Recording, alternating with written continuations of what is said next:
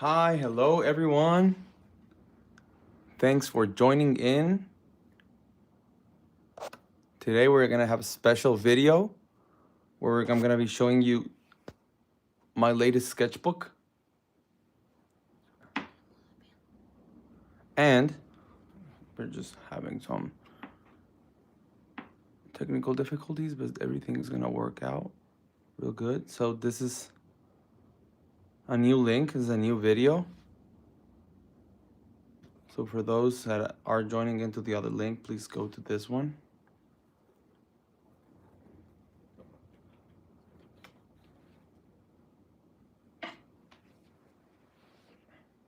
Today we're gonna be drawing a blank cover sketch on this book, which, as I said, is my latest one.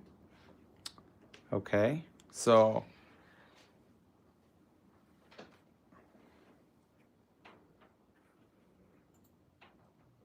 just setting up real quick. Sorry, it's just hello, Tony. Hello, everyone that is joining in.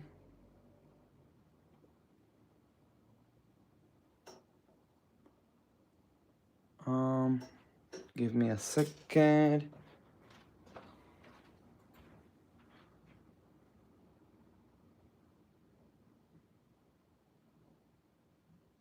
I just have to fix something real quick.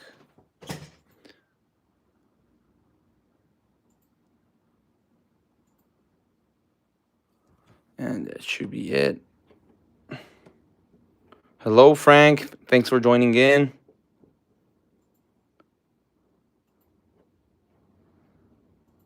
Thanks, everyone, for joining to our live. Sorry for the slow start, but yeah, we're having some technical difficulties right here. We're fixing them, and yeah. Okay, so as I was saying, this is gonna be a sketch cover video where I'm gonna be drawing Magik on top of this. And I'm gonna be showing you the inside of this book, the interiors, okay? So this book is a custom one that we made with ink and collectibles. So it contains about 30 sketch covers I've done, either for commissions, and like live events. So it contains a lot of stuff, right? And most of them are X-Men because it's my favorite topic to draw on blank covers. So let me start real quick with this one. Then I'm gonna be drawing the Magik design that I'm gonna be drawing on the blank. And afterwards, I'm gonna be making small thumbnails just to get the composition right on spot. Okay, so I was saying, thanks for joining in. Thank you so much for being here with us. This is our weekly live session. Okay, so as I was saying, this is a blank cover book, and it has a texture that is nice enough to make a decent drawing. It's not probably, you couldn't go with watercolors or something, but you can go with markers, you can use acrylics, you can use maybe 90% of material. So it's pretty rough, and it can take a lot of stuff. Not rough, tough, I'm sorry. Okay, so there's gonna be a small glare on a small reflection here, but I don't think it's a huge problem, okay? Yeah, it's pretty nice. Okay, thank you so much for the ones that are joining in right now. As I was saying, this is a print basically of a blank cover I did about 6 months ago. Thank you for the ones that are commenting. Thanks for your support. And this was just a Magik I did for me, but it ended up being sold right away, so I didn't have a lot of time with it. So it's nice to have it here on the book as print. Yes, I'm gonna move this a little bit to the side. Here are some other X-Men classic characters. We have Rogue, And Psylocke. This Psylocke specifically is kind of like a twist on with my own design. She has like this Naruto Naruto what do you say, sandals instead of the boots, and the hair is a little bit different, right? It has like a bow in the end of it. And I like to add always this portraits on the on the background because I believe like it fills the composition, and also it's easier than making a complete background right on spot, because sometimes these drawings are finished within 40 minutes, 50 minutes at most. So I don't have all of the materials, I don't have all the time and the resources to make a full complex background, right? So making this, I believe it completes the thing. And also it's a tribute for Bengus, the Marvel vs. Capcom main artist. Okay, so I'm gonna continue with this. We have again Psylocke and Rogue, but this time we have Psylocke from Marvel Rivals with her swimsuit variant, and we also have Savage Land Rogue. Again, these were commissions on conventions and events, but as I said, these are done really swiftly. Okay. The one that we're gonna do draw today is also gonna be this kind of composition. So a Magik on the foreground and a portrait in the background. Thank you so much. Thank you. Here we have yet another Psylocke, but this time with Jim Lee's variant. I believe he did with in the 90s. So the client requested this. It was a commission through Ink King Collectibles. We also have Storm Thor. Well, Thor Storm. I don't know. It's Storm that has, I believe, Thor's mallet. I don't know. I don't remember exactly, but I really like the concept I saw. This is also from the 90s. Hi, everyone that is joining in. Thanks for joining in. And this piece was the first time I used full black ink on the cover instead of going just with a darker blue, right? I did the drawing, then I went straight up with the brush pens, okay? So, and this is basically the same size as the real one. Probably slightly bigger, but I think it's exactly the same size. So what I did first was just make the line art, a sketch, then line art, and then go straight to the black ink, and afterwards just the color. It saves a lot of time, and it looks like more vintage comic book style. Here we have Zatanna, and we have another Magik. Yeah, oh, God of the Thunderstorm. Thank you. That's the name. Here we have another Magik. This one with the orange and blue contrast, just to make it pop a little bit. I didn't use like full black on this. I went up with a little bit of like a darker purple, grayish purple, grayish lavender. So it's not as like, it's more pastel, but I feel like it's still, it feels like black, right? Also with the Zatanna, it's the same thing. You can compare it with the black here on the ink with the print on the side. That this is a little bit more purplish. Here with Zatanna without her, with her hat on the ground and the bunnies and the doves, and it's like kind of like simple composition, like kind of like a pinup from the old ages, from the classic ages, but with a modern character. Well, not that modern, but you get the point. It's kind of like with a modern twist, I'm sorry. Yet we have another Magik, but this time only the line art, more like a hatching,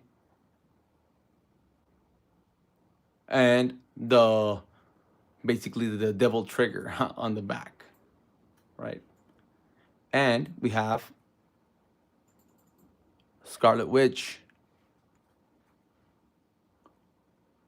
This some of these have like digital retouches that I do because sometimes the light is not that good on the where I'm taking the scan or whatever, and I have to end up making some adjustments in the iPad.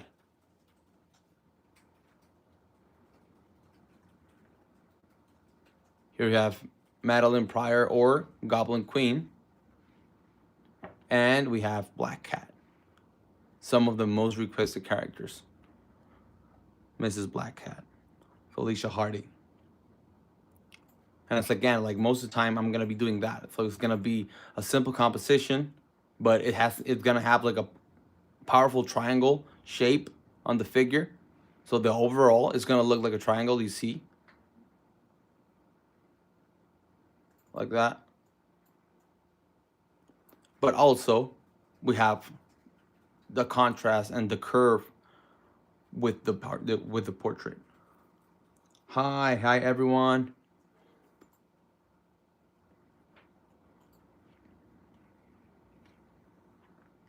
Here we have some variants of characters that I've drawn. This is Carnage Kimberly. It was a request from a client like 2 years ago. And this is a personal take on Venom Psylocke, which recently I uploaded the concept art for this one. But it was like a reverse engineer. I did this one first, then I did the concept because I want to keep doing art with this.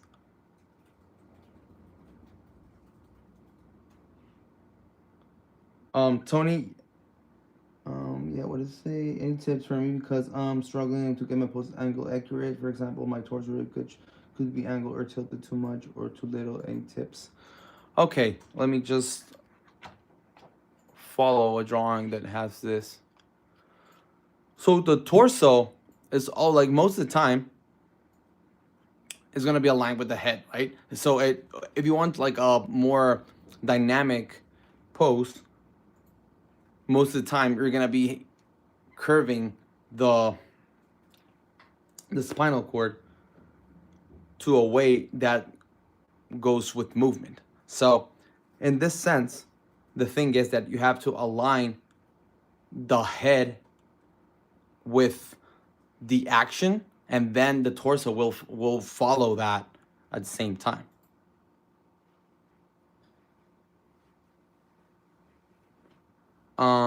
It's say when you commission, do you write down from which cons are they from? No, it's just basically. Well, I do remember some, right? But most of the time it's just I just put the name of the character and the blank that I'm working on. But yeah, the torso has to go in and make like a zigzag with the hips if you want like a more contrapposto pose, and the head has to go the other way around. So the more you move the hips and the head through the opposite sides, the more dynamic it's gonna look. But the more you have to be careful with the legs and how they actually make the balance to make a proper stance, or if it's gonna be a jumping pose or it's gonna be a twisting pose, making an attack or charging an attack. You have to have caution on where exactly the arms are going to and where the hips are rotating to. So you have to understand the rotation and the torsion of each and how the head is reacting to that. Okay, so I'm gonna be drawing to in my next lives some of that, but and to put it into words is it's kind of like that, right? So we have to be careful of which way our torso is going and which way our hips are going. But as I said, it depends on the movement, and also it depends the angle, right? If we're looking at it from below or we're looking at it from above. Okay, so we have Catwoman from, I believe, Arkham Asylum or Arkham Knight. I don't remember. And I believe this one was from something, from some Paradox movie or something, that it was a request from a client.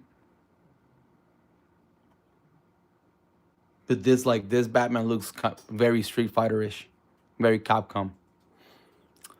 Sometimes it's very hard to draw on these blank covers because they take a lot of space with the logo, and then this kind of like, I don't know, like belt here on the top, that it's like it takes a lot of space. So it's harder to make compositions because you're drawing basically in a square instead of like the whole tabloid shape that you're working on. Like this one, like here you can draw a full figure. Like it's a simple one because it doesn't have a lot of color in the back, but at the same time, like you have to be careful on how the length of the figure is gonna be working on, because since it's a blank cover, you don't have a lot of like you don't have a lot of tries. So a lot of tryouts, I'm sorry, because you can maybe erase it 3 times and then it starts to leave like the marks on the bottom, or and it always depends on which kind of blank is it, because there are qualities to them. It's not They're not the same. Most of the new blank covers are very good. They have good cardstock, but the ones like from 2014, 2012, 2011, like those kind of blank covers, sometimes um the cardstock is like very glossy, like very like poster kind of feel, and it's awful to draw, awful to color. Like sometimes you can draw and you can make lines and you can maybe smudge the ink a little bit without too much problem, but when you put in the alcohol markers, like it can start to get messy. Now we have double characters on this, and remember, this is a blank cover book that I did with Ink and Collectibles, which I believe is gonna be available online through their website. I believe you can still get it right now. I don't know if it's out of stock, but the inside is always related to the blank covers. Okay, same book. This blank cover, specifically the one that doesn't have a drawing on it, because there's 3 variants. One that has Justice League, the other one has Street Fighter Alpha with Cammy as the main character, and the other one is X-Men. But I believe that most of the time you're gonna get one of those and not one of these, because this is like for special events. But we're gonna make a drawing today, okay? On top of this, we also have, okay, Catwoman. We have Poison Ivy and Harley Quinn.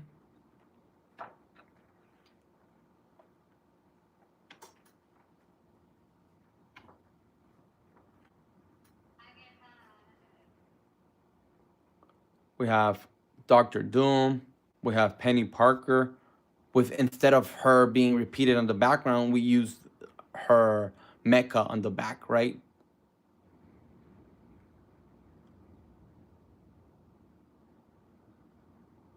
Doctor Doom again here. Oh, I'm sorry, but this is a different. Like, I didn't use a lot of line art on this one. I started using more of like paint and markers, so it has like a more intense feeling to it.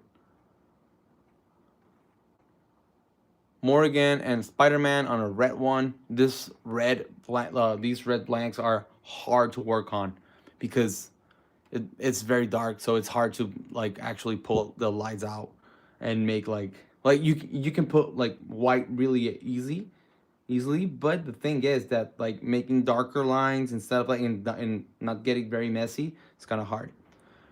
We have here Malice from the Marvel Rivals edition. Like, I don't like the old one, is like very different, but this one is the most popular version right now. On a Fantastic Four blank. We have Mary Jane. A very simple composition, but we have like this line, like makes it a little bit groovy, you know. We have Spider-Man, classic one on Amazing Spider-Man. dynamic, but yet not very complex, like nothing crazy. No background, only the repeated Spider-Man on the back with purple to make it pop. We have Harley Quinn, I believe, from also from Arkham Knight or Arkham Asylum. Power Girl. This one has a lot of digital retouch here on the legs because the photo was not optimal for this. But in the end, like it's minimal the digital work that I actually do on top of some of these. Most of them are as they come. Chun-Li with her hair down. Supergirl on a Superman blank.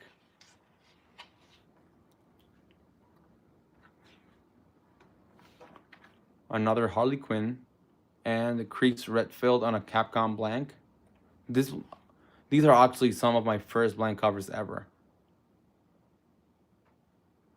Well, not this one, but yeah, this at least this one. This is when I started doing a lot of these portraits on the back.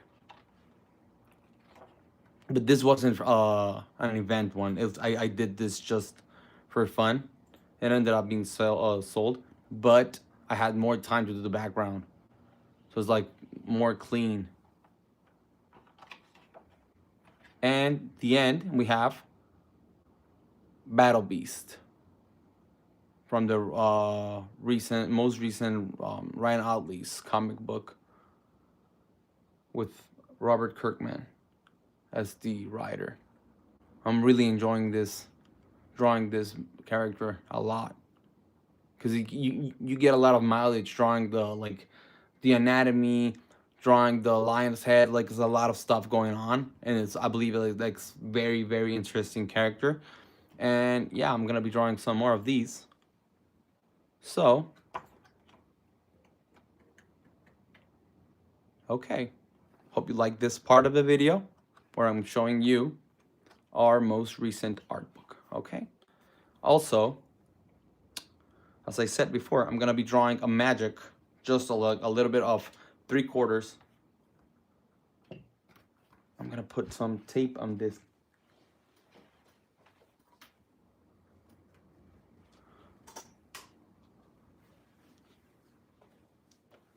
And I'm gonna be drawing a Magik here.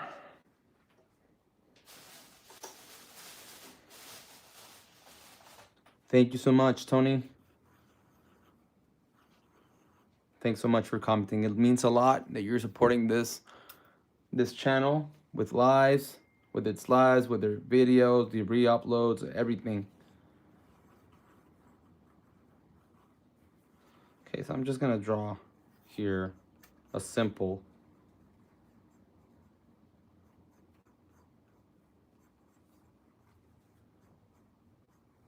this is not gonna be like a how to draw video. It's mostly like how do I think and how do I draw, and you can just like you can ask stuff, but it's mostly me drawing something. And I always say the same thing, and I end up making a tutorial.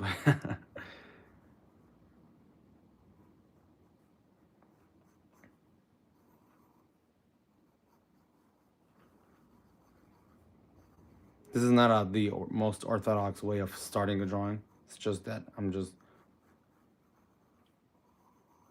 putting the proportions in on how I'm gonna draw it.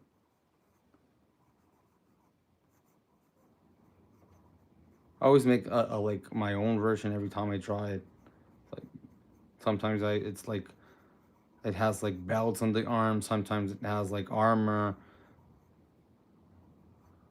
It's not the same every time, unless like I only do it the same if I was doing like a comic series or something that or an animation or something that it has to be the same every time. But like when I'm drawing for myself, I don't take a lot of seriousness in that. Like I always want to have fun with it, but also have 90% of the look already, but 100% of the recognition of the character. I want that everyone that sees this and knows Magik knows that I drew Magic, right? Like, which character is that? You know who she is every time if you know the character.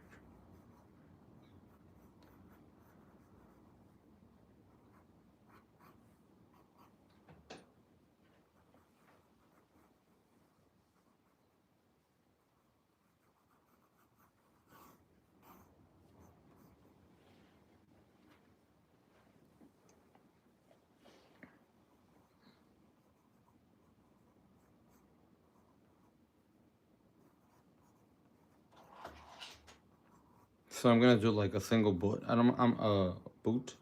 I'm not gonna put like, it's gonna be like this more simple version of it.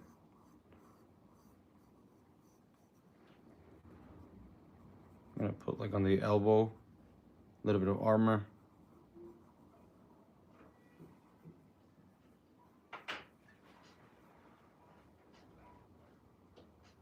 You make it look so easy. How long have you been drawing? I've been drawing, like, I don't want to be that guy that says I've been drawing all my life, but it's basically it.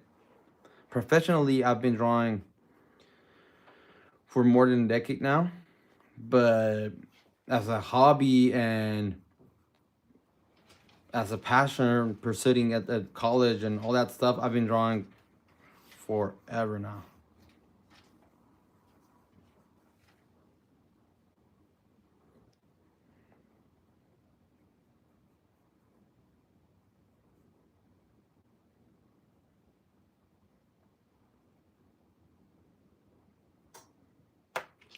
So let's make two options.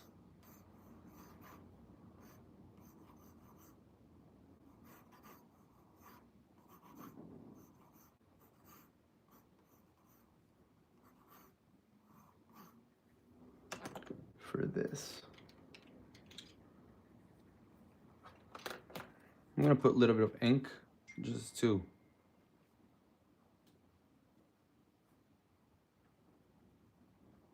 have it a little bit more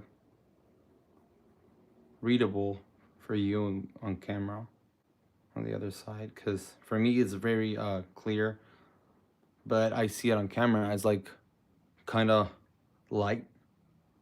So I'm gonna put a little bit of ink so it reads better.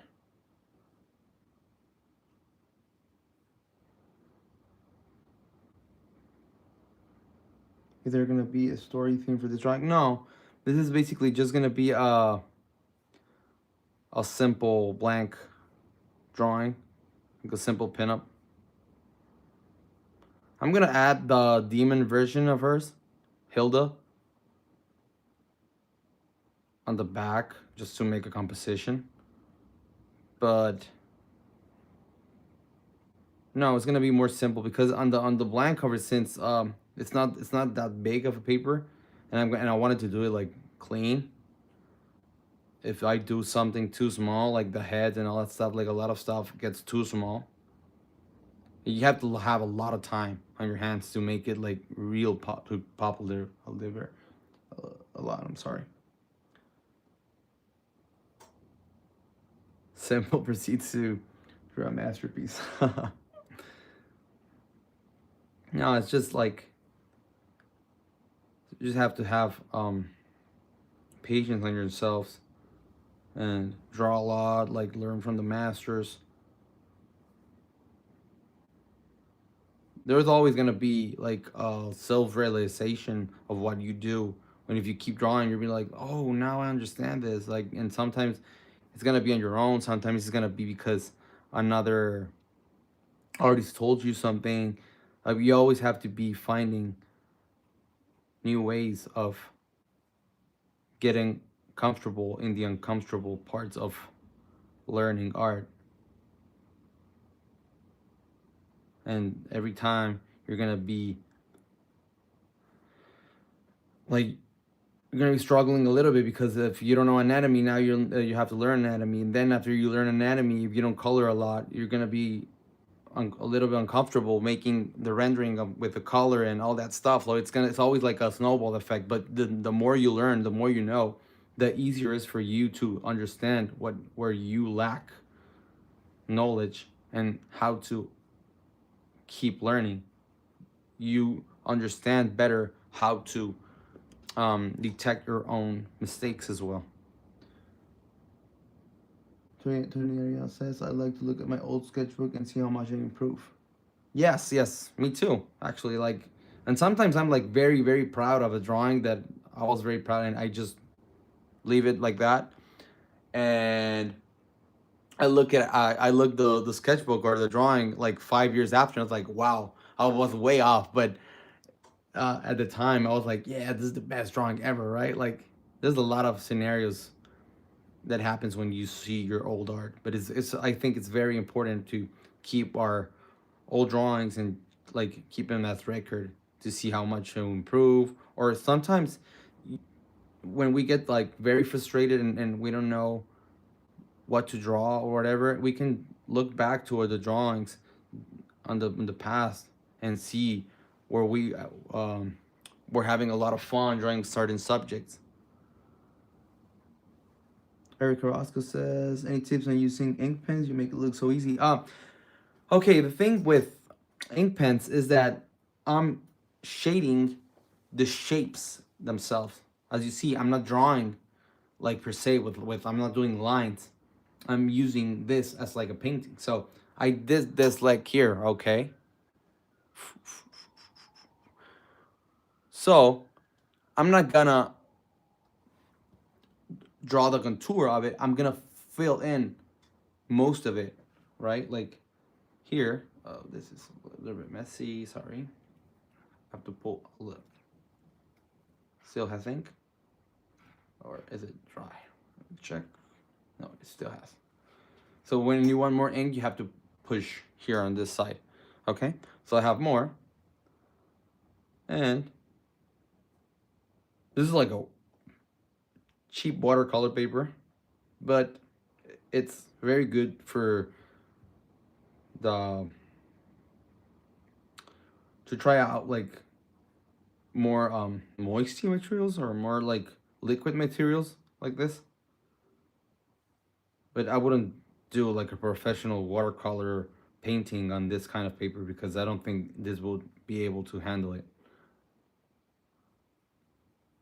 But for this, I believe it's perfect. So the thing is that you don't draw per se, you kind of paint the silhouette.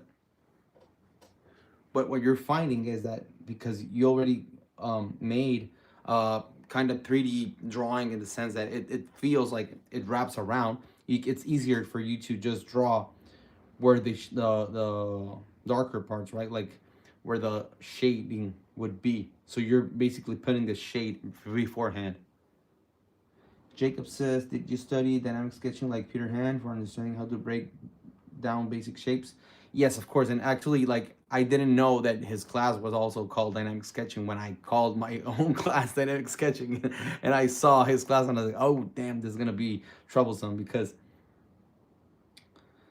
it's a different concept. Like, my classes and his are different, but it's the same principles. You have to understand the basic shapes, you have to understand silhouettes, you have to understand a lot of the boring stuff to then make it more appealing or interesting, right? But it's part of the fundamentals, it's part of understanding where the things start to make sense to then make sense with more complex stuff. Because if you start with something that is very abstract or very messy in terms of dynamism, composition, and all that stuff, but the shapes aren't broken down from each other, or they are like very legible, or you have like big versus medium versus small and all that stuff, it starts to get very, very confusing, and it's easier for you to get frustrated and then just drop the drawing.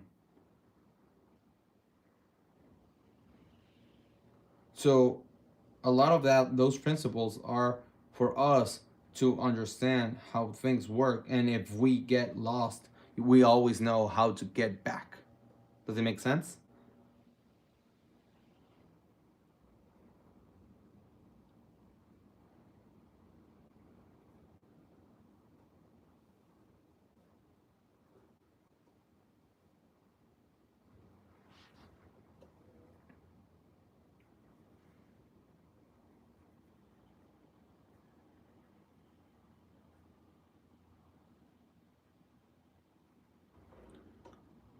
So we're just drawing these simple shapes. And what I can do is just, after this, is just fill in the contours or put in gray to make it wrap around. I'm gonna use the gray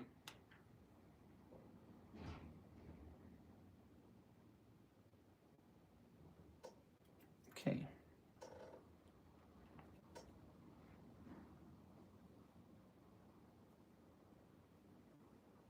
So we're drawing the lighter part, or we're filling in the lighter part of her black suit. But now it feels complete without using lines. Why I'm not using lines right now? Because with ink, it's easier for us to just let it flow, and then if we need it, put in those lines. Because if we start with line work and we make a lot of like complex lines beforehand, it's like it starts feeling like something else than a sketch. It starts like feeling way more complex than the things that we actually need.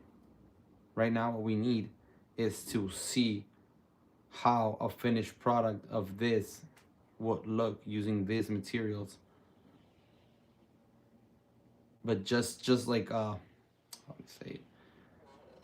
More like a sample.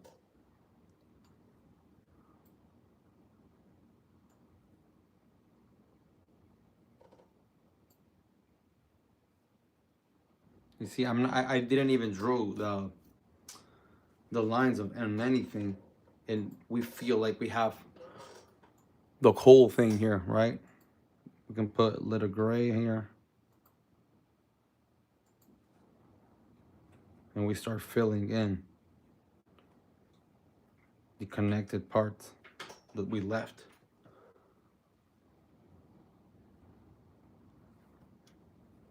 And now we can use, yes, we can use some lines.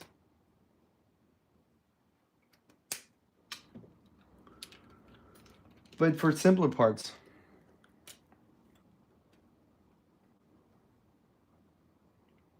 thank you, Tony. Thank you, thank you. It's very gratifying for me to read that. I'm so grateful. Thanks so much for joining in here. I'm gonna be making more of these.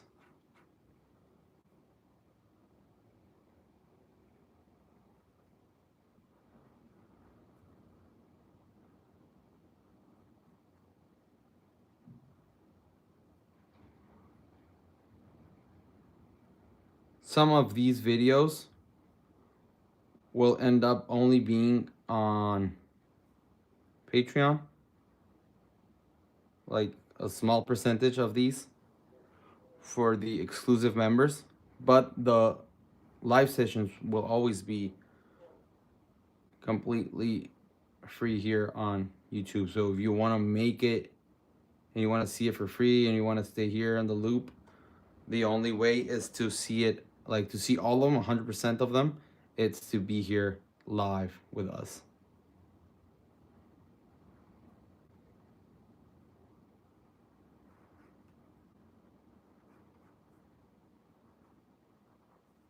But I'm every week I'm gonna be making at least one that stays here. Maybe I'm gonna be making smaller ones with other topics. But again, as I said, every time the live session is gonna be completely accessible and available for you guys to just join in.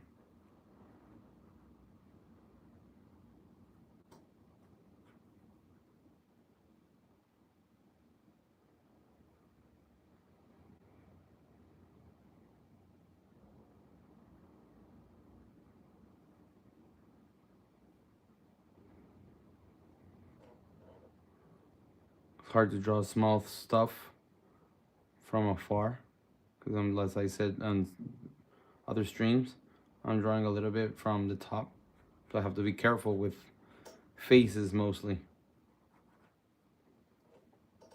Jacob says it is important to slow down and think about what you do when you draw. I know artists draw quick because of years of experience.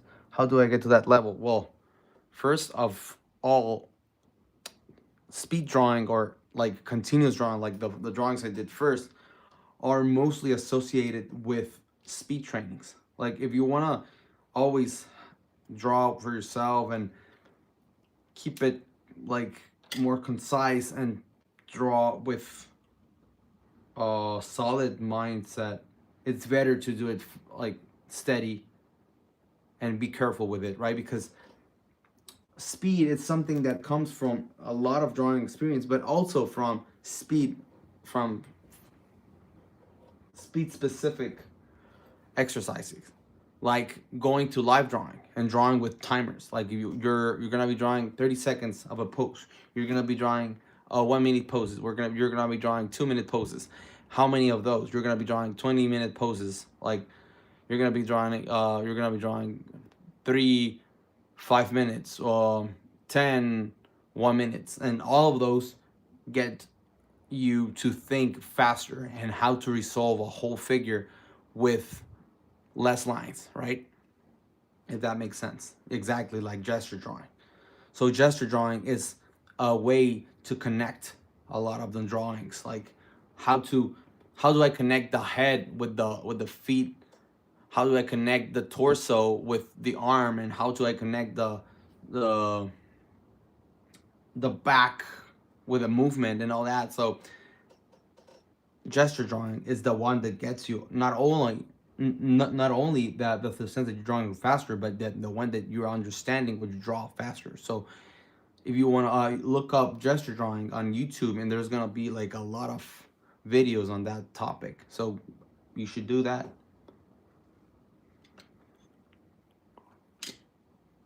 How often do you do live gesture drawing? At least once a week. If I'm like out of if I'm not drawing once a week, uh, gesture drawing, I'm gonna be it's because I'm out doing events or whatever. So I'm gonna be drawing a lot of other stuff, but I'm always drawing every day. But at least once a week, I go and draw 7 3-minute poses, 3 7-minute poses, something like that. Okay. So now I'm gonna be drawing here an option.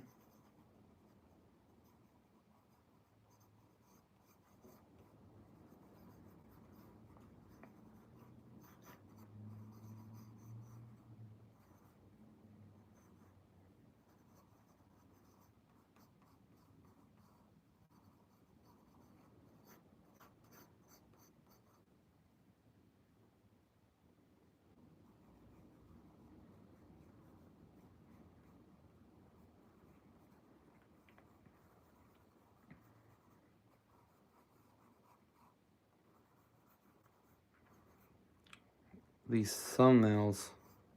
If you see here,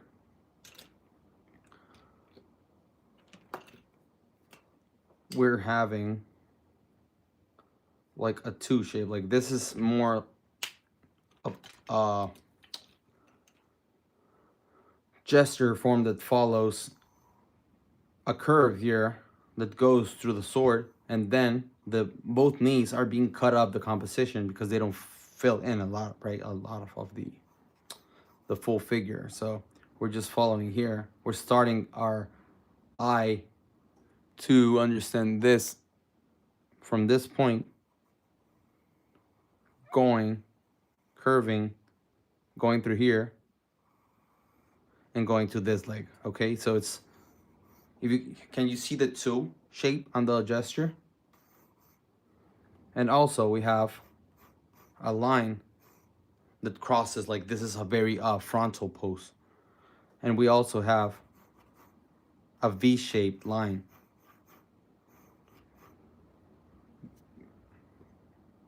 And those go to her hands that are drawing, that I'm grabbing the sword. Oh, sorry. So what happens with this areas that don't have anything? So one of two, do we can just put some fire in the back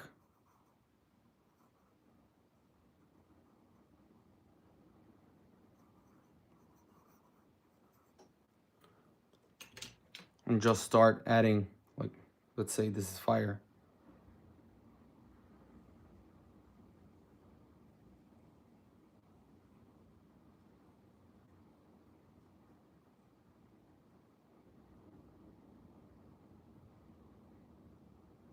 So we can just start completing our composition.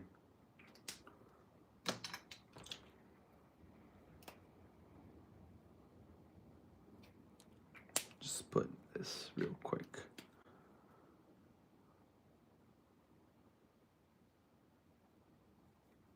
Here the X on her shoulder.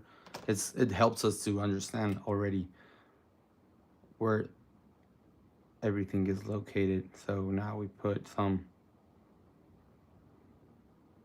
black to complete it.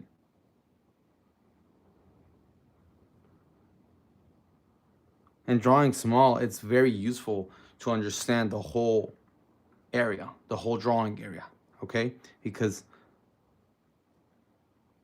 now we know exactly where everything is gonna land, and it's easier for us to start when we see the bigger piece. Sometimes it gets hard, a little bit hard to make a translation on the scale, but that's something that is easier to resolve than to start right off the bat on the blank cover, especially if it's a one-off, right? Like I only have one of these with me right now, so if I mess it up, well, it's not that easy to find another one and just start all over again. So it's kind of like I have to be very aware of what I'm doing. So see, so here is the leg.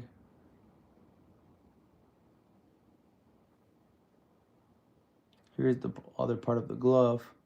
Here is the short. And this is the other part of the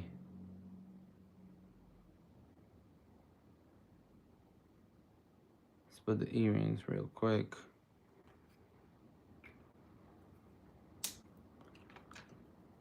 And just like that.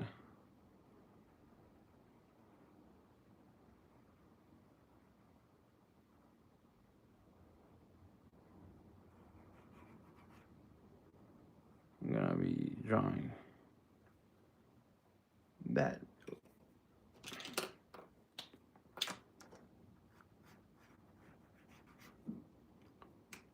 Yeah, it's not good enough.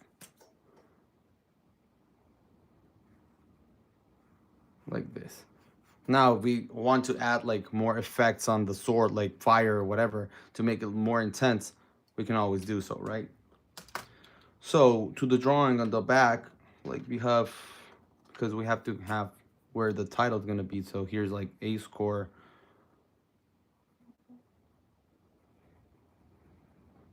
Vol 1, blah blah sketch covers. So we still have to fill out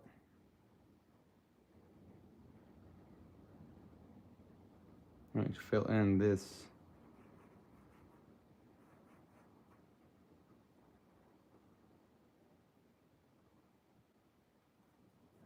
space in the back, right? So what can we do? It's either we add the eyes on the back for the demon, for Hilda, like here, and then we start putting some stuff on the back like that. So she's like looking, her demon self is on the back looking towards us. That's why it's like hell on the back, like rah, like an intense composition. Or we can just add like the X for X-Men here, and it still makes sense with the composition that we started with.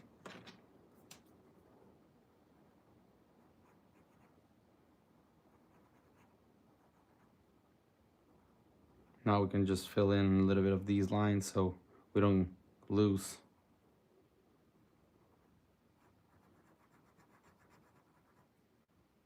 What's up, Rake? We're gonna be making a blank on these.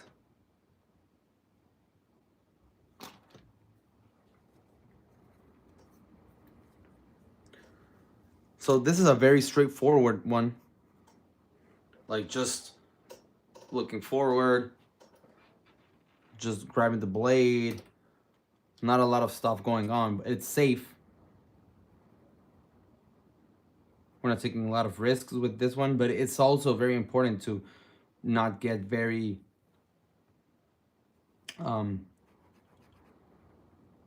confident. Like, you know, you have to be confident, but I don't like, you have to be aware of what you're drawing, because you can easily put it more to the side or more to the, like,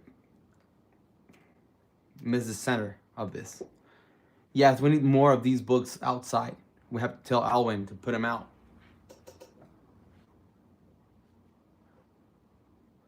And we are gonna draw a second variant of this, and we're gonna start with a dynamic pose.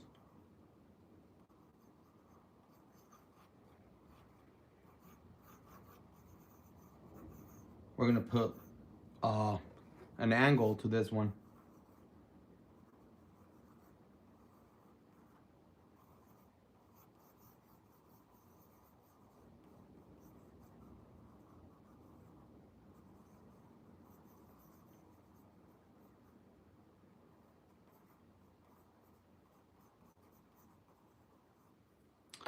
You know what? I'm not liking this one. And this pencil, it's erasable. So that's what I'm using this vermilion pencil for this. But let me think about.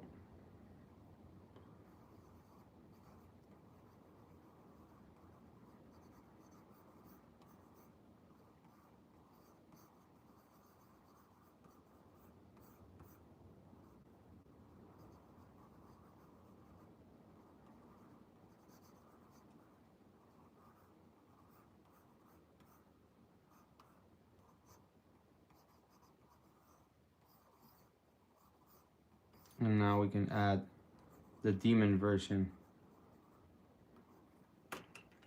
Hello, Thunder Fox. Thanks for joining in.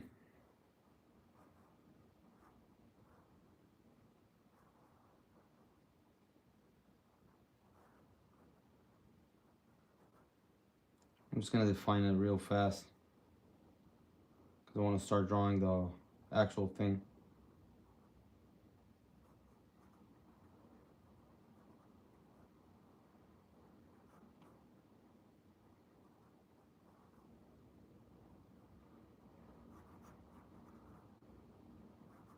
Thank you, thank you.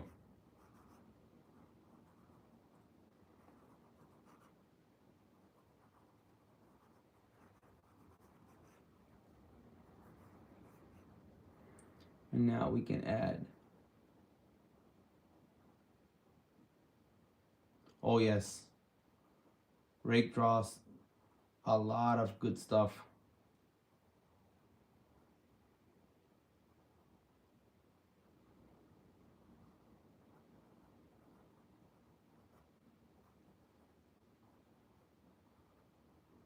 This is Sensei Rake. He knows how to draw and have fun too.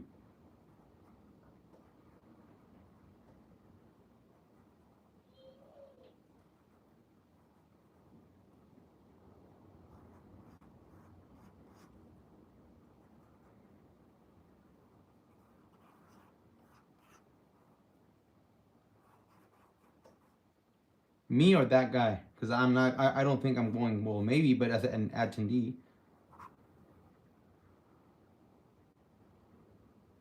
They already sent me the commission, the commissions, the events for this year, and Evo wasn't a part of it.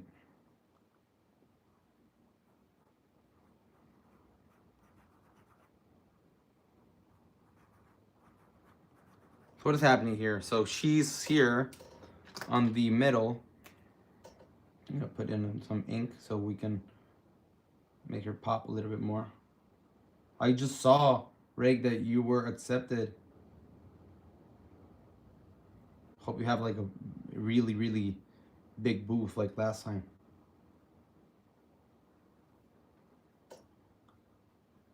That's the main reason I want to go, because I want to see all that stuff in person.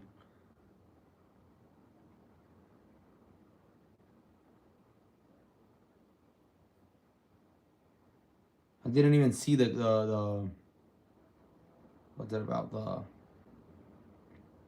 the lineup for that, like how to apply for the event.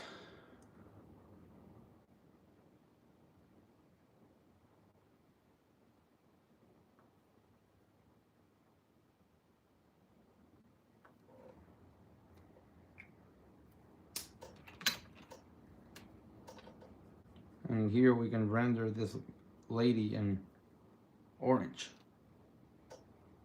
and black.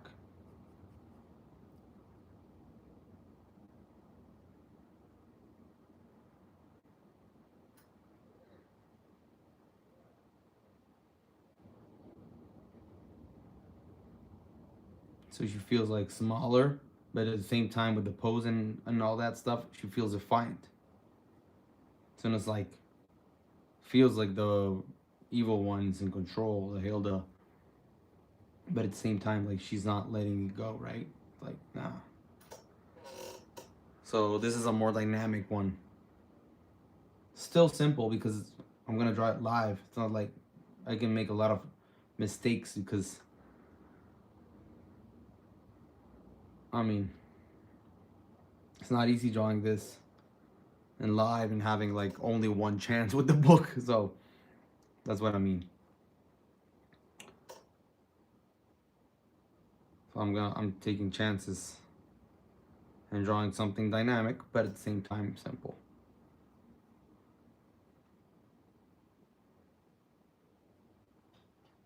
I'm not doing any extreme foreshortening or nothing like that.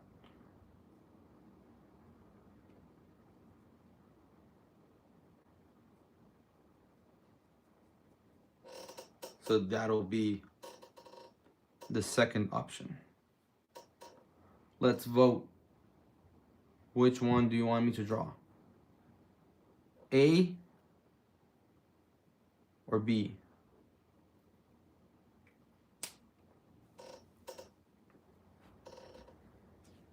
I'm gonna count the first 5 votes.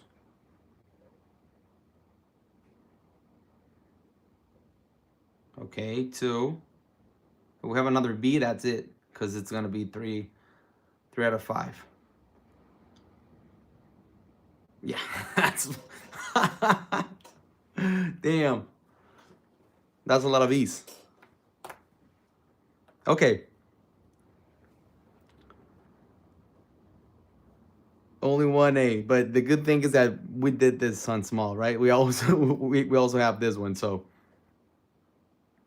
you get to see this one as well.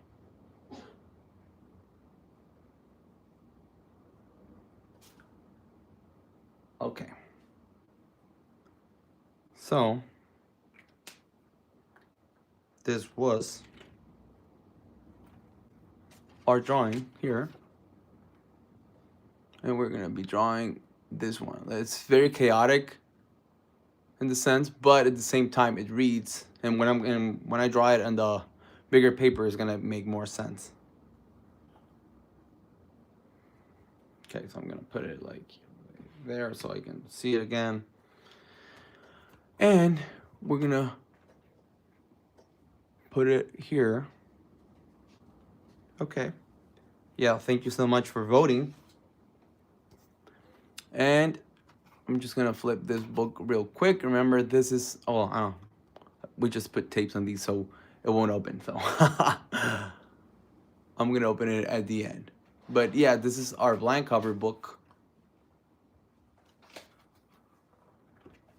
And I'm gonna be drawing that magic here.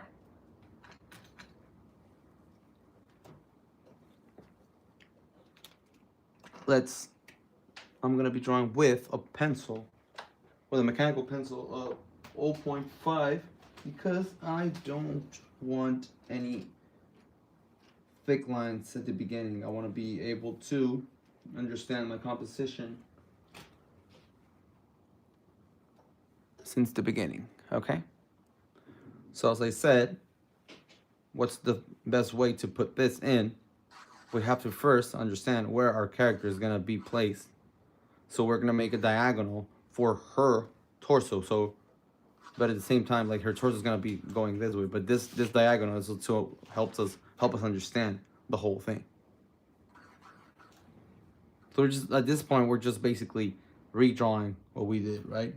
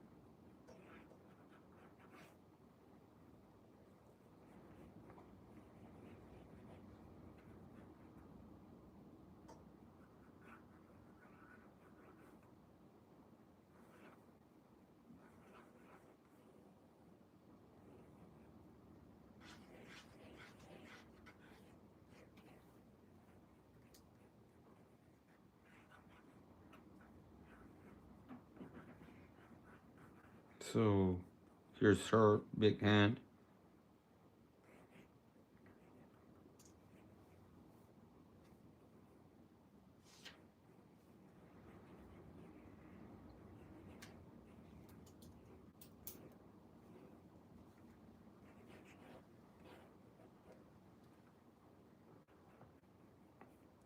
I don't know if we're gonna finish it though, like all the way, but we are at least are gonna fill in the line art and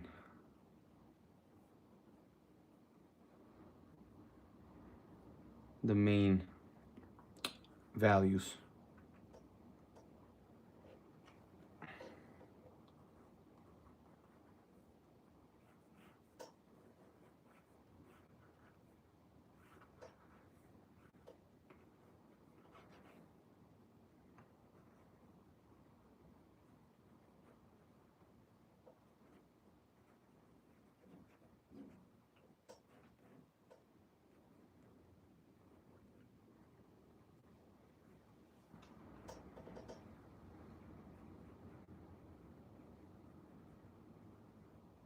Now we're drawing.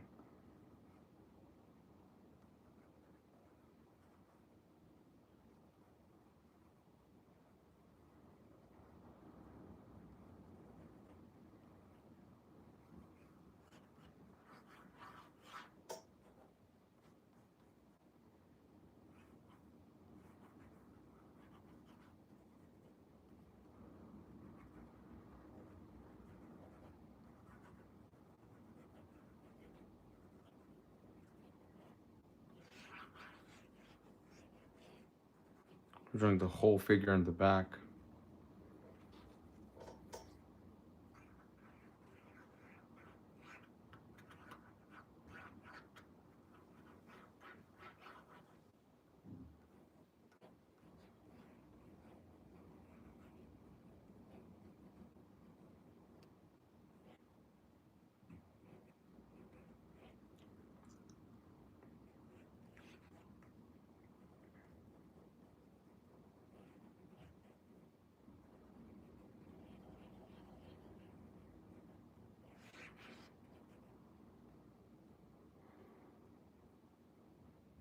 Sorry if I'm a little bit silent because this is probably the hardest part of this composition, is just to get all the proportions and everything on in place. I'm sorry. Get everything on place.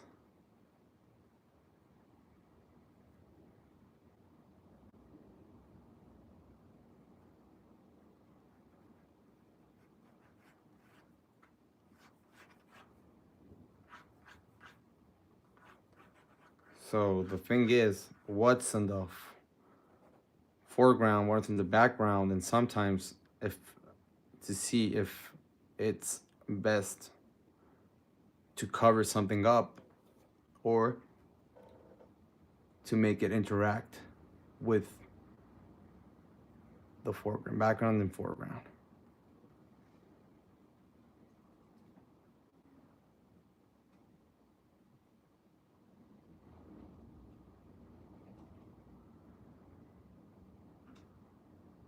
So what are we drawing here? It's Jacob says, as an artist starting out, did you ever feel like you showed your drawings to a professional? They would say they were not good, even you were good.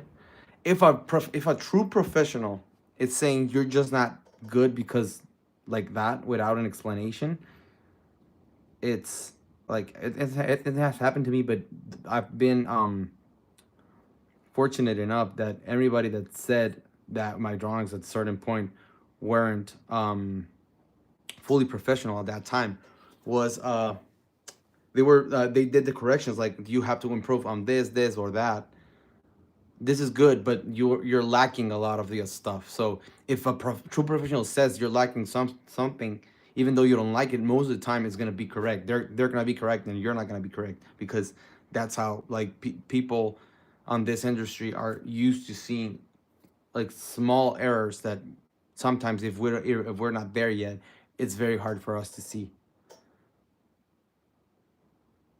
But it's always good to bring stuff to a professional at the same time, like if they are giving their time to, if you're putting the time to check your drawings, well, you have to listen to them. And if you don't like their response or like what they said, you should contest them and say why don't you think that it's good enough? Which way, how can I improve? But if you already go in the sense with your mindset that you think that they have to say it's good regardless, well, you have to work on that as well. I know it doesn't sound very friendly, but most of the time that's gonna be it.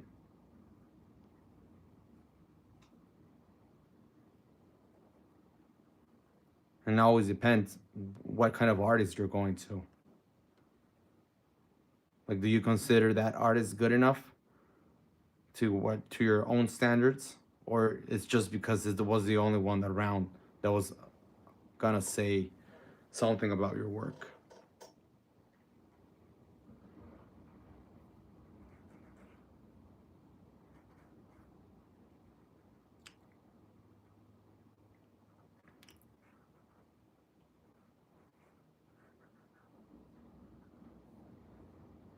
Because artists aren't the ones doing the hiring, it's the industry itself, like the professionals that are working with the brands themselves. Like it's very hard to get like I went to this artist and he hired me for a position. No, it's like most of the time a lot of the ones that hire you aren't even artists, but they kind of know what they're looking for.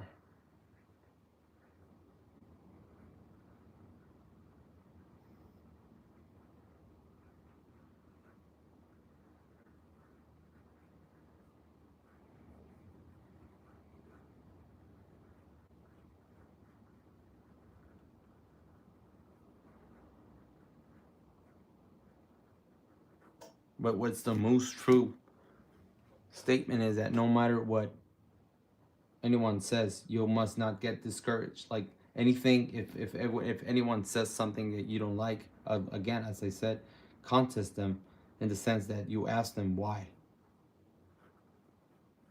and always take those um, advices or critiques in the sense for improvement. Because sometimes, and if an artist like sometimes it's not easy to say something if you want to critique someone else's art. You don't want to be too harsh or whatever.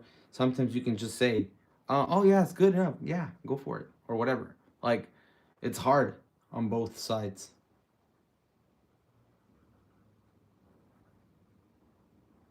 Not all artists are prepared to hear the truth about their work, and not all artists, no, not all professional artists are prepared or are actually um empathic about it, like to actually give a good, well, like a good retrospective or a good critique on your work. It's not easy.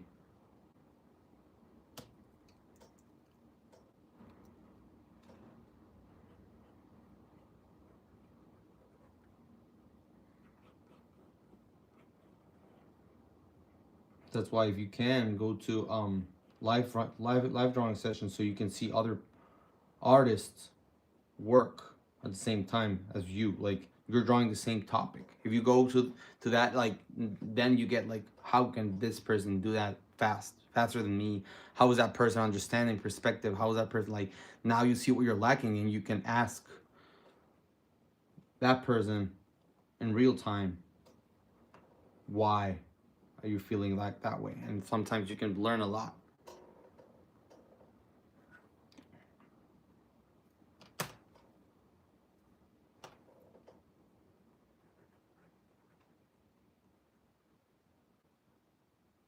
Any tips on line weight? The further, like, reserve your lines, like your heavy lines, for the stuff on the foreground, and the thinner lines or the more like grayish lines on the background. But at the same time, like if you want something to grab attention, put it in solid line. If you want something to kind of get lost in the ambient, just also do that. Like it depends. Like most of the time, stuff in the foreground is gonna have heavier line weight, or the ones or the things that you want to have more attention. And one thing I want to know.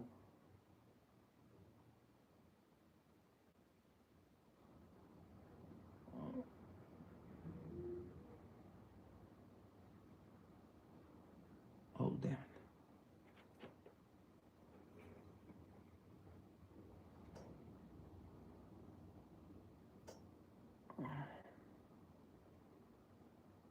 Sorry. Just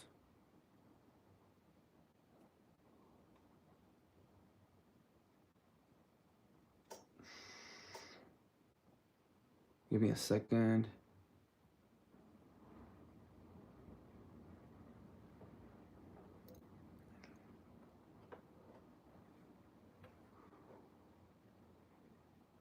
Okay. I'm back. One thing I want to know, that how to know the gesture if Hydra is good, like when I'm trying to draw a pose from imagination, like do I need to study? Exactly. You need to study anatomy and you need to study how movement works. Both of it. Like drawing from imagination, it's understanding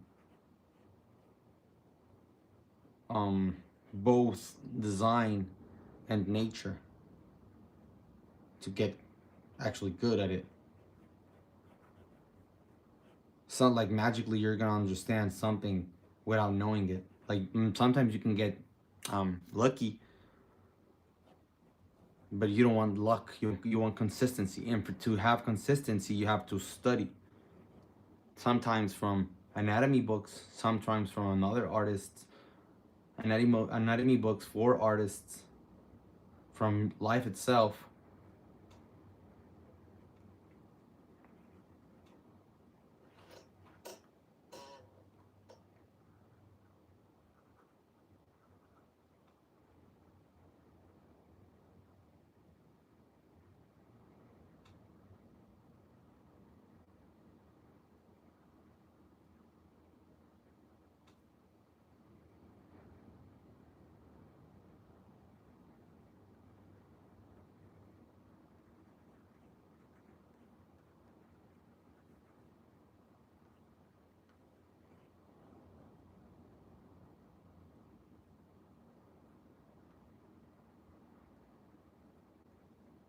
learning how to draw a skull, learning how to draw. I use like you say, I use Michael Hampton drawing and inventions book and taco anatomy book for more shape related studies.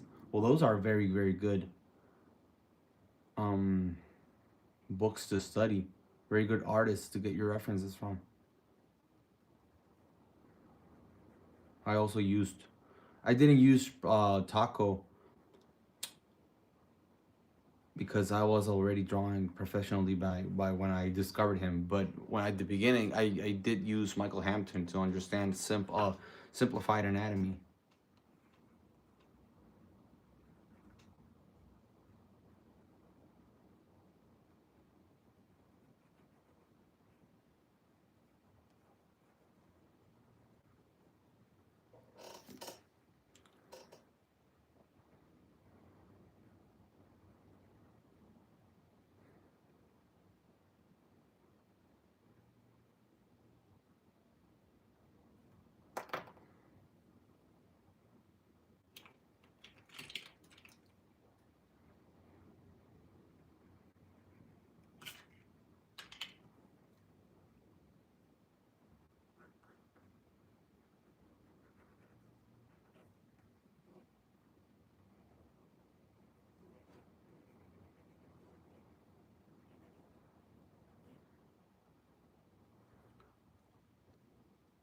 Will you ever release your manga or any fighting game? Yeah.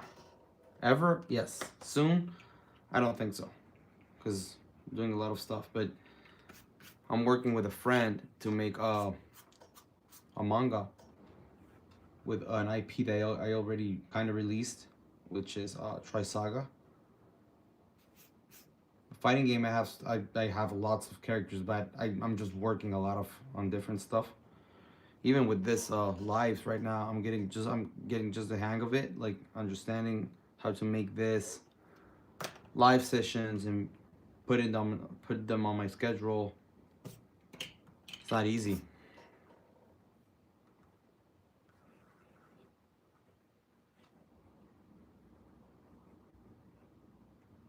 So I'm still balancing stuff.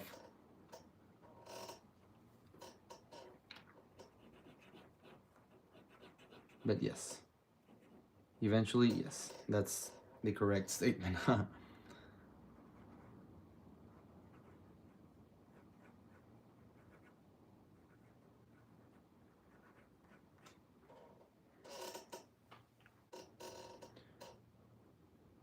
you recommend any dynamic sketching books like Peter Hahn's Dynamic Bible? Yes, the ones that Nova Nexus said, anatomy book for Taco, and also, let me see if I have it on my library here. Oh yes.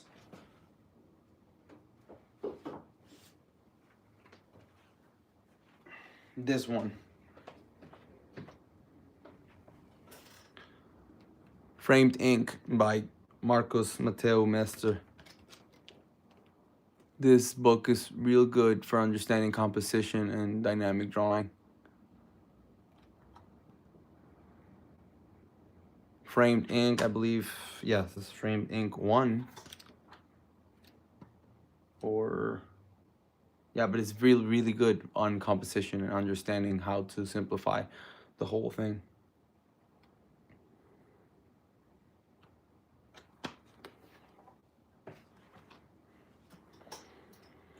There's more books, but right now, since I'm drawing and making this, like, I cannot think of all that stuff, all the stuff that you need. Sorry, it's eventually I'll make like specific things to talk with you guys about, like understanding certain stuff like that, because but these are more like casual live streams, so it's hard for me to take a lot of like focus on specific things. Yeah, more books are really good too. And remember, you can always make, like, you can always chat with yourself, like here like ask for your channels or for your Instagrams. Like you can post your links for your Instagram here, and you can start chatting on your own. If you have like something you want to share between you, like go for it. I'm more than happy to have you chat here and understand some new stuff or some questions that sometimes I'm like too concentrated to remember something. But if you have the answer for some of the artists here, please, I'd be very happy for you to support yourselves with this. Or support each other, not yourselves, but also support yourselves, yes.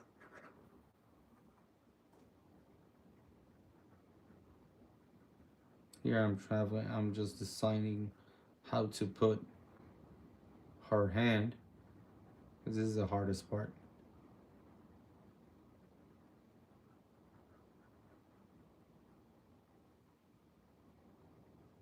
I always struggle getting the line of action as accurate on the reference. Sometimes I curve it too much or don't curve it enough. Draw it as much as you need to draw it. Like don't focus yourself on one drawing. Like if you struggle with that, grab yourself a big piece of paper or multiples or in digital and draw it until you feel more comfortable with it. Because sometimes if you curve it a little bit more than it is, it's better because you get a more exaggerated post that it's better for the drawing itself. Like we're not replicating life exactly, right? We're making art, we're making pieces. This is fictional. So if we need to push it a little bit more, it's okay. And if we are exaggerated a little bit more on accident, sometimes you'll see that it looks better. So just keep trying and see other artists that do that draw um, on, I can say this, that do live drawing sessions or that draw this, and other artists that also are improving on that topic, and you see, oh yeah, it looks good or it needs more energy. But the more you draw the same subject over and over again, the more you start to recognize patterns and understand where you want to go with it.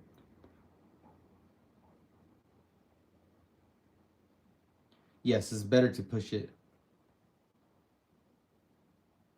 Also, Rake has right here. You can just go to his channel. He has a video on that. It's a very recent video on that topic.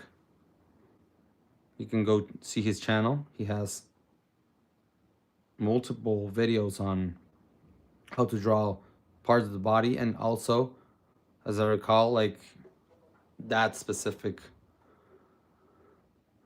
topic.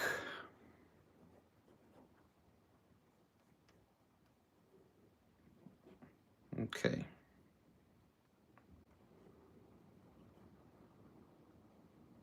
There's a lot of good YouTubers.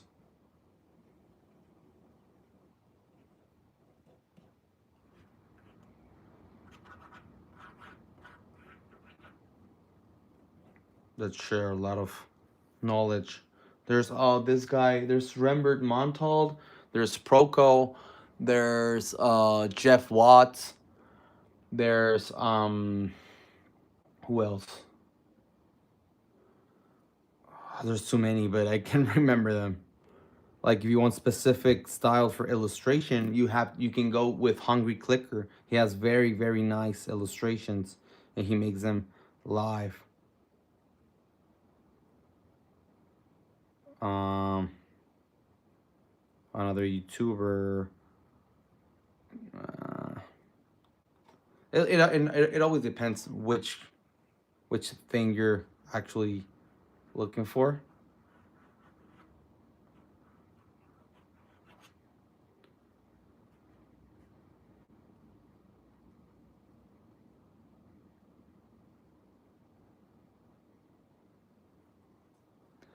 Nova Nexus says, I think it's also about what kind of look you want to be in your drawing, because people already have a taste in art style, like more dynamic, simplified, soft, or over exaggerated look. Exactly.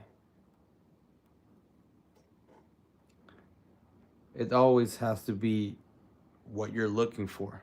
But sometimes it's better to try a lot of stuff, because sometimes you don't know what you're looking for, even though you think you know. Sometimes you discover something else, and you be like, oh, I like this a little bit more. I like this a little bit more for my style, for my comic, for whatever, for my illustrations. You get what I'm saying?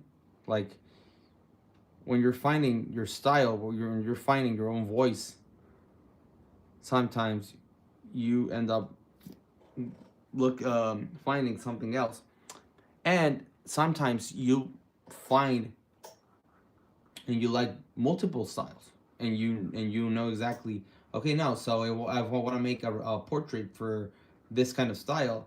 I rather use this, and if I want to make a dynamic, or I want to make a storyboard, I'm going to use this style instead, if I blah blah blah. So, and then you learn how to change your styles without losing consistency, because you know exactly why you're using certain things.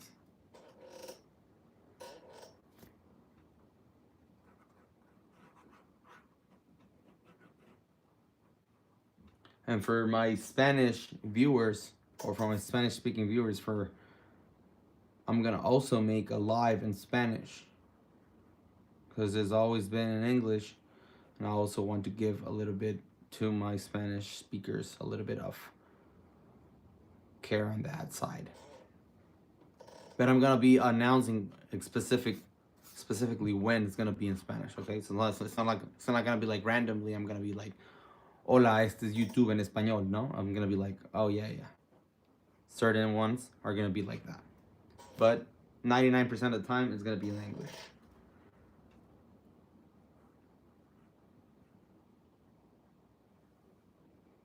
Will your manga have any difference in art style? Difference towards what? Like, in comparison to what? To this style that I'm using here? Or which one?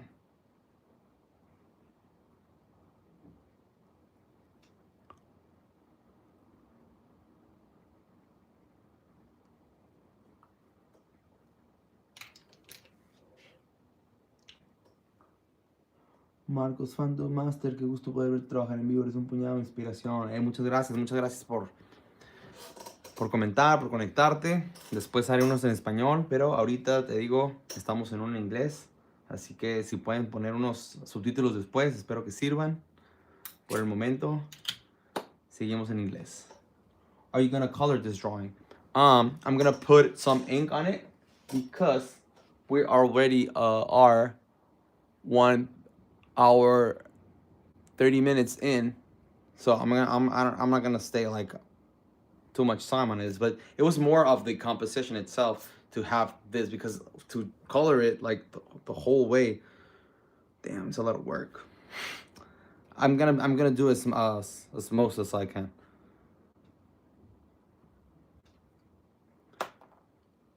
I mean, inking. Lots of manga focus heavily in black and white with no color. Yeah, well, I'm gonna be coloring certain pages, like the splash pages, but I think it's gonna be, if it's manga, it's gonna be black and white. If it's like comic itself, I believe, our graphic novel, I'm gonna stick out with some color, but I don't know it, because I can't draw ink and color by myself, right? So it depends.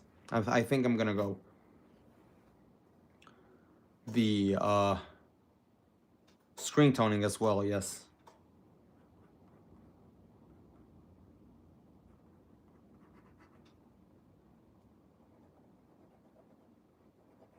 Baku says, "Oh yeah, yeah, it's Spanglish."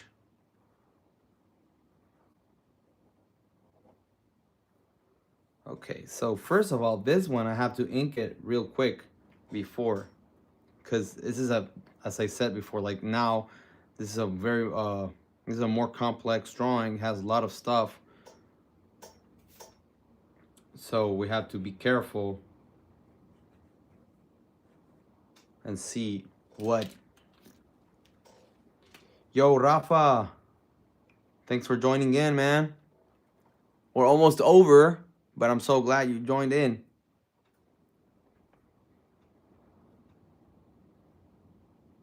Well, not almost over, but yeah, maybe 40 minutes,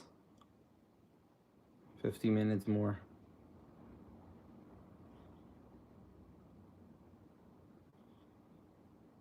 So I'm gonna start with the orange here for the fire, the energy coming out of the blade before, because I want to see. I don't want to. I want to put black ink beforehand, and then just having to have like acrylic on top. I want to have like, oh, this is energy, this is composition. Okay. How are you liking this whole streaming live? It's challenging. I like it, but it's challenging because sometimes I have like a lot of the other work that I do, like it gets in the way, and it's harder for me to manage time. But I think I'm handling good. I don't know if I'm gonna be making more per week or whatever, but for right now, I think I can handle. But it makes me happy that people are learning from this, and there's like a new sense of community here for me as well, because it's different like just posting on Instagram. And a lot of times, I don't know if some of you have contacted me on Instagram and I haven't responded or anything, because I receive a lot of messages there. Like here, that the community is smaller. We only have 15 right now, 15 viewers, and sometimes we have 20, but it's manageable, right? And on Instagram, I get like hundreds of messages, and it's hard for me to be like very specific on each one. So for me, it's, I believe, more authentic for me to speak with you guys like this. And if you keep asking stuff and I keep responding in this way, I believe I can be more calm down and have like a better sense of what you guys want from me. Because at the same time, as I said, it's very, very daunting. It's very complex, and it's draining to be receiving all of the messages on the other platforms, because it's different. Like, I'm not speaking. I'm like texting, and specific every each one of them. It's like it's harder. Like I only, most of the time I only respond for business inquiries and Instagram or any social. But here, I think I can give you the time and the responses that you kind of need, right? See, kind of, because sometimes it's like, even then, like I'm drawing here and it's not that easy to get back. So that's, I'm doing what I can do right now, and I think we are getting better at it.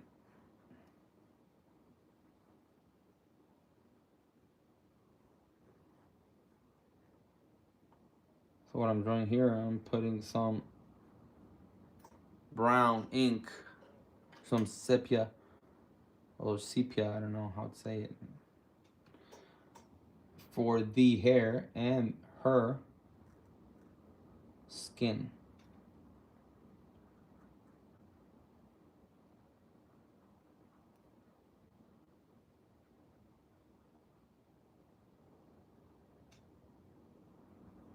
What kind of comics have you worked on? I've worked with Sweet Paprika as interior, as cover artist. I've worked on some Disney comics that haven't released yet, so I can't say, but they're all covers. I've worked with Thundercats as cover artist. I've worked with Conan. I've worked with what is some other titles that are kind of random. I've worked with, what else? What else? What else did I draw? There's three that are coming out, but I can't say, are bigger titles right now.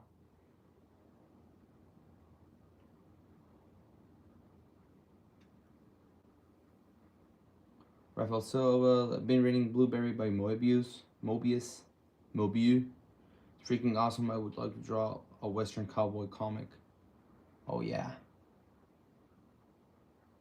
You're gonna nail that one, man. 100%. Whatever you draw, man. Whatever you draw is gonna be good.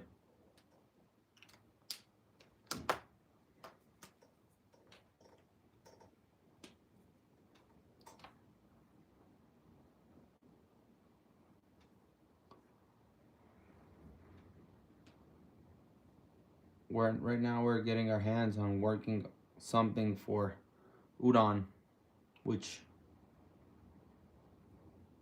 most likely will come out later this year. I've also worked with Warner Brothers Animation.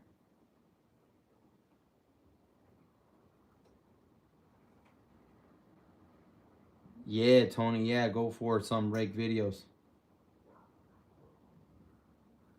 He has a lot of videos. He's a veteran in YouTube.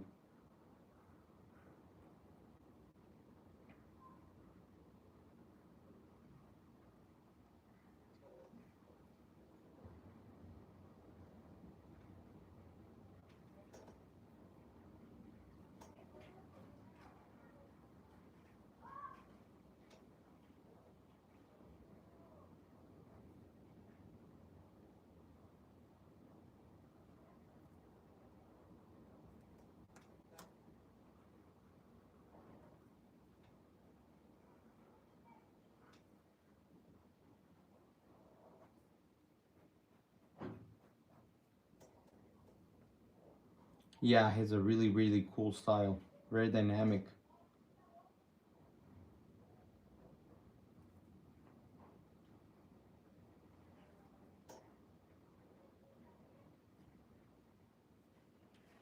He's a very seasoned artist. He has a lot of trajectory. He has worked on a lot of cool stuff too.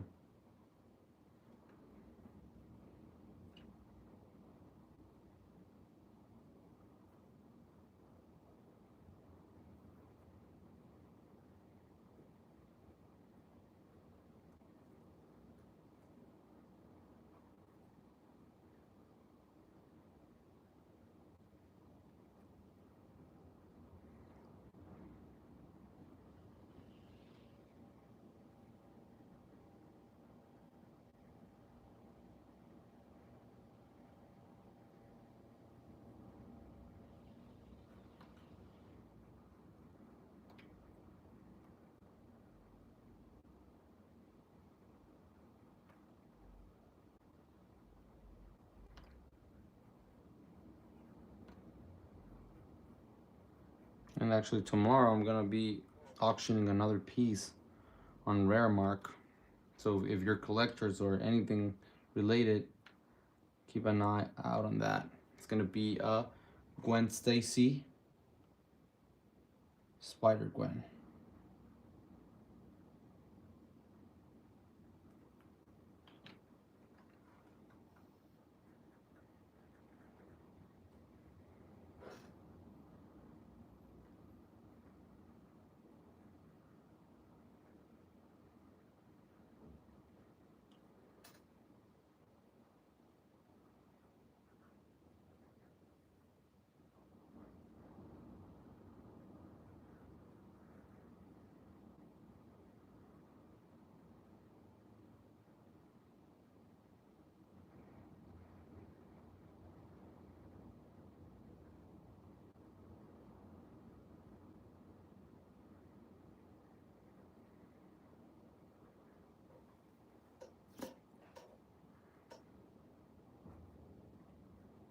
So yeah, most likely I'm not gonna ink. I'm gonna color this one, but I'm gonna leave it fully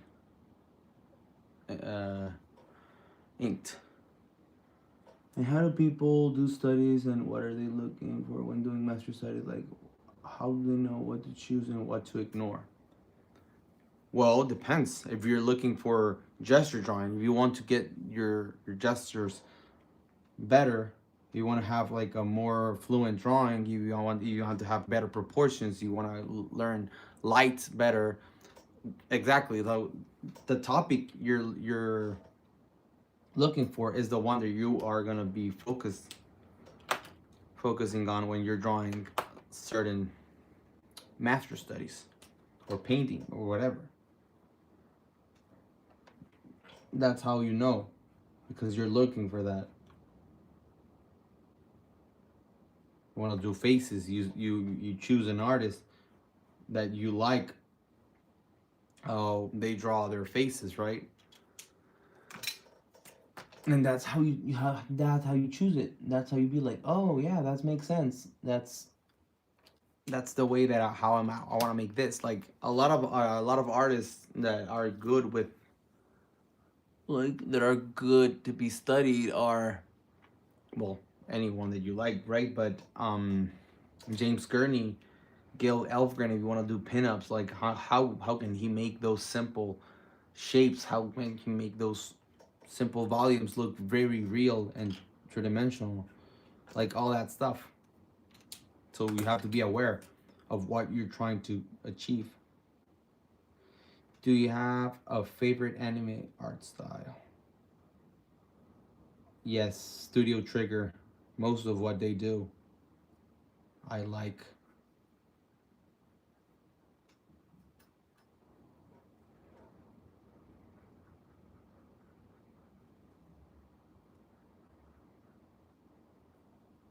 Even though I don't draw like that a lot. But when I draw mechs, I tend to go in a Studio Trigger style.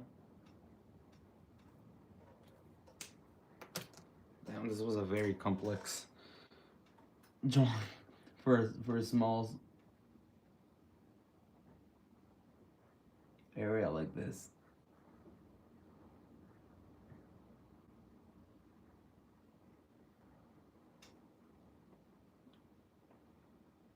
But we can make it.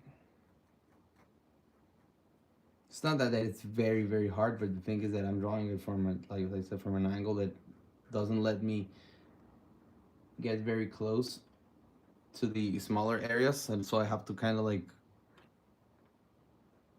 just take a risk and draw them however I'm looking at them at the moment. But yeah, all for the sake of the life.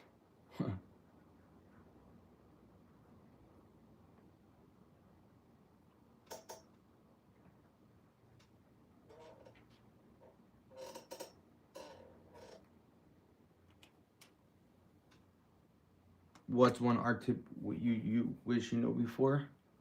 Perspective, like how to put composition, how to understand perspective. Like you need to understand 1 point, 2 point, 3 point perspective and how to change the horizon line to make it more dynamic. That's one thing that I wish I knew since the beginning, because it gets you a lot of mileage.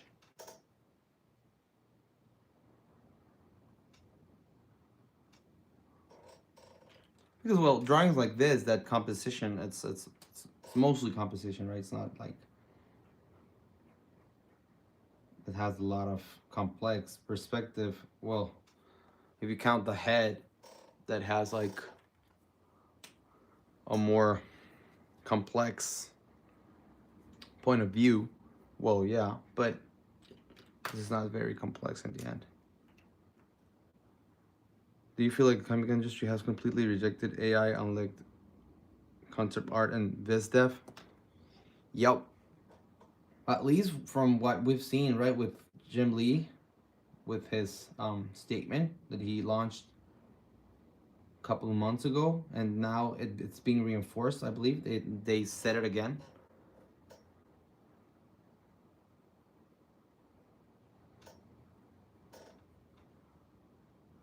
I think so. I think it's the most um, pure one. And a lot of the card games, they use like the illustrator is a huge part of the card's identity, and at least in the art itself, right? Like if Mitsuhiro Arita drew like the Charizard and a lot of that stuff, it's like it's more personal than concept art. Concept art is like a lot of concept artists are popular or are known by other artists, but like a lot of illustrators for card games and whatever are like really known by other people, like collectors and players and a lot of stuff, like not only artists, right?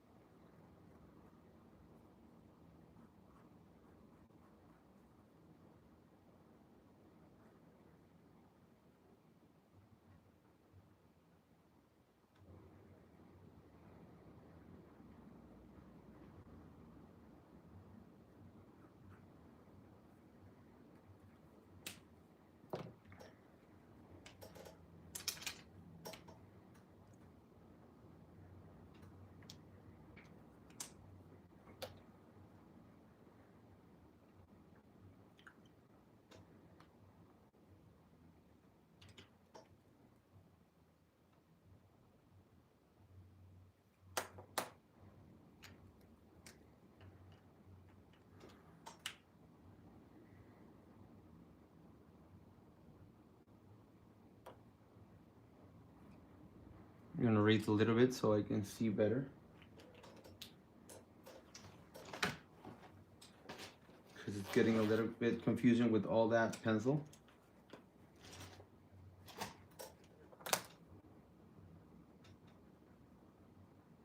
Yeah, that's better.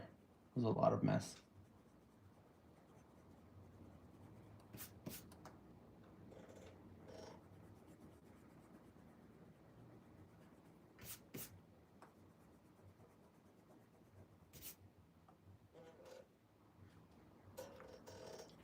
Here I need to see exactly where the lines are missing, because then you're just like completely randomizing which lines you already make, and it's like, oh, this is already finished, and like you erase, and oh no, a lot of lines are not complete.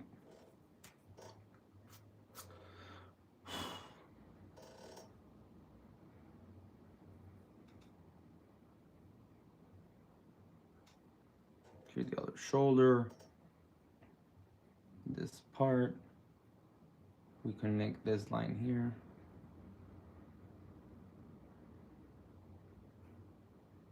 Here, this line was missing.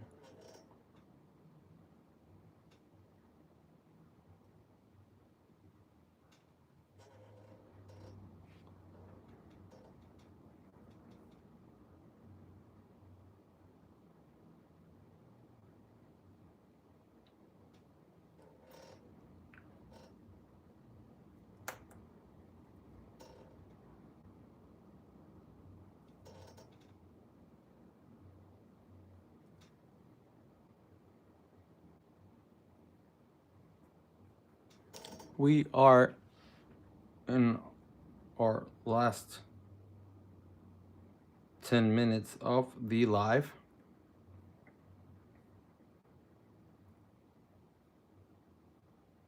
So we're just adding some lines here.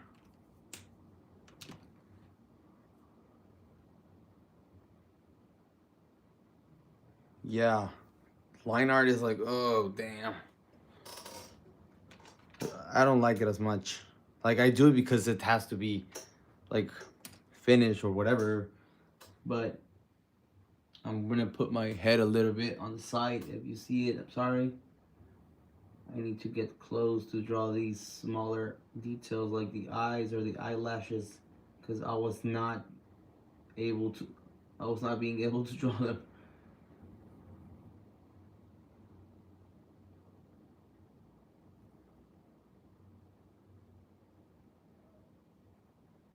like all these smaller details.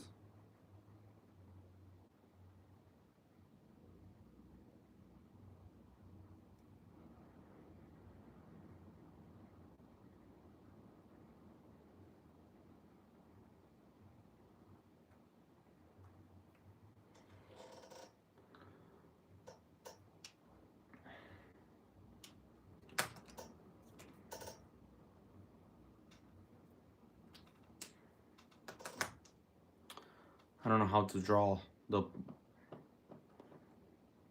well, it's not that I don't know how to draw, it's like I don't know how to choose exactly how to draw the demon on the back, the Hilda. I don't know, want to do it fully orange. Hey, thank you, Steve. Thank you so much for being here. Thanks so much for joining in. We are actually close to finishing, but we need some lines to finish this one, at least to have a solid foundation for the hair and all that, because the finished drawing I'm gonna be uploading, I'm gonna be posting it on Instagram maybe on Saturday. So if you follow me on Instagram, which I think you do because you are here, I'm gonna be uploading this finished version there. Yeah, we needed those heavier lines on the contour of the hair because it was getting a little bit lost on so many details here. I would rather fully paint a picture than do super exact line art, but the end result of an ink looks beautiful. Yeah, it's always depends, right? Like for here, like if I wanted to go with full line art like this, all the way, like, and just make simple drawing, like it takes, it either takes all the line art, like if you're gonna be making super complex line art, like the color has to be a little bit more simple, because what's the point of doing all that line if you're gonna end up like covering it up, right? If you're gonna cover all those hours of hard work. So, and if you want to make it like more picturesque, you want to go like fully colored, there's no need to spend that much time on line art. That's at least what I think. There's people that make like 4 line arts and then they cover it up. Like, I don't understand it, but I don't judge it either. If you have the time, go for it. I don't have it, so that's why if I make these drawings like this, is because I'm not gonna be making super complex color, or at least not one that covers it up.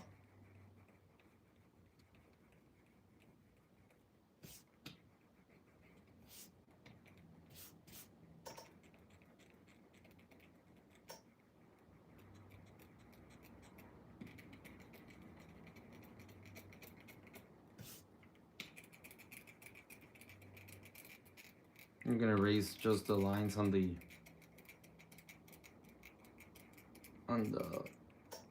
Magik, not the ones on the back, because I haven't done anything with them. Yeah. Thanks so much for joining in. Again, thanks so much to all.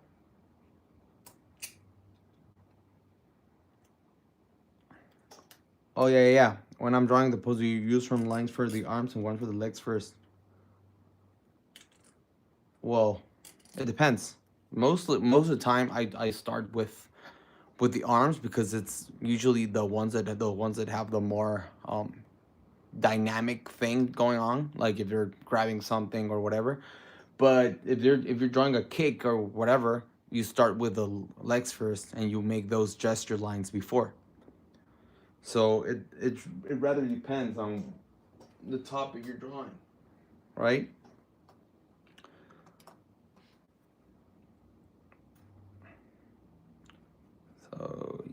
yeah, I'm gonna be making some lines here just to understand where the light is gonna be hitting this, because I'm gonna end up doing all orange on the back.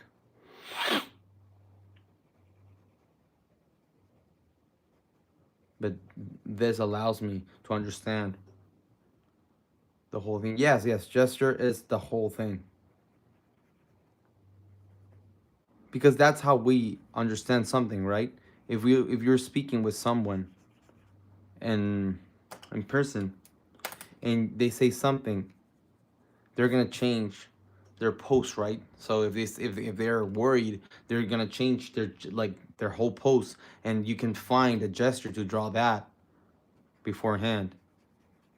Like if you're excited, you draw a pose that is excited, so you put the arms in the air and the legs jumping. So you find something that connects that to the emotion. So something that is alive is getting that right. It's paired.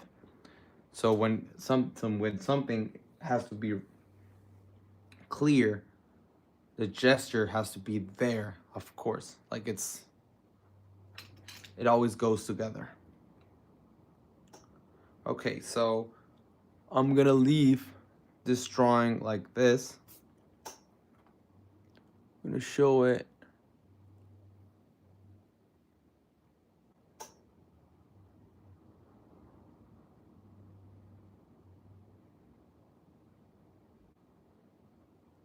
This is how it goes. I'm gonna end up coloring it with black ink and skin tone, some color. I'm gonna put some effects on the flames.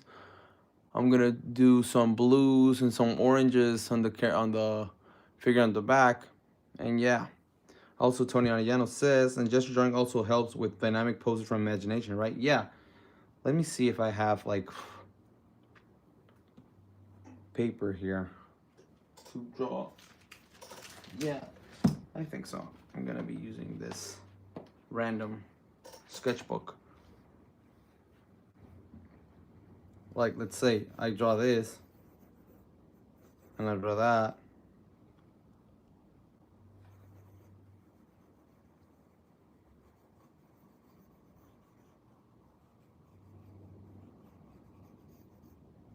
So if I draw this kind of pose,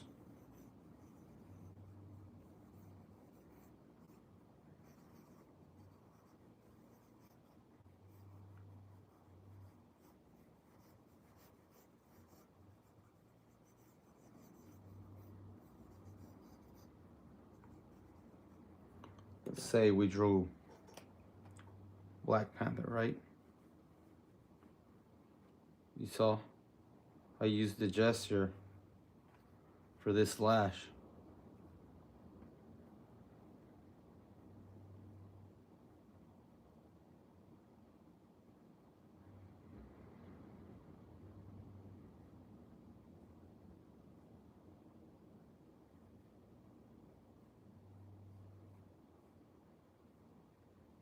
It doesn't have it doesn't have to be a very complex drawing.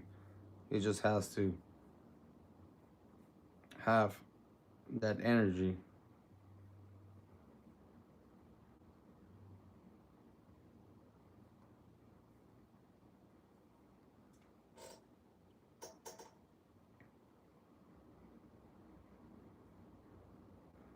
And then you can just add some some anatomy details to understand what you did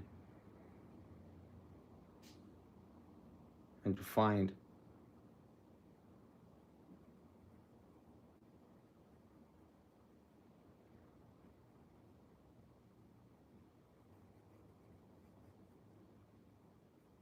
Just the right amount of anatomy.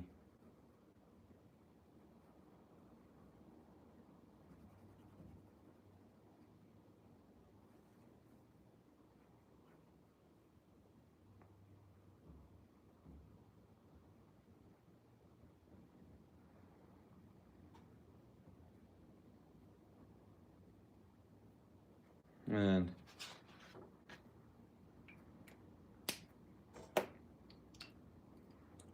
Thank you, Eric. Thank you. Thank you so much. I'm so glad you liked it. And well, yeah. So that's the thing with gesture. If we make something like this,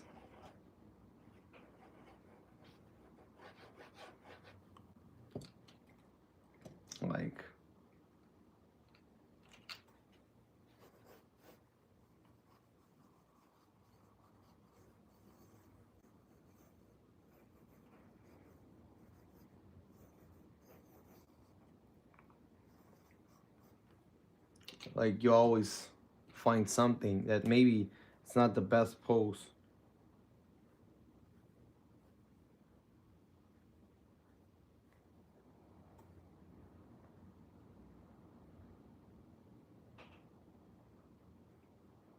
but you end up finding something interesting.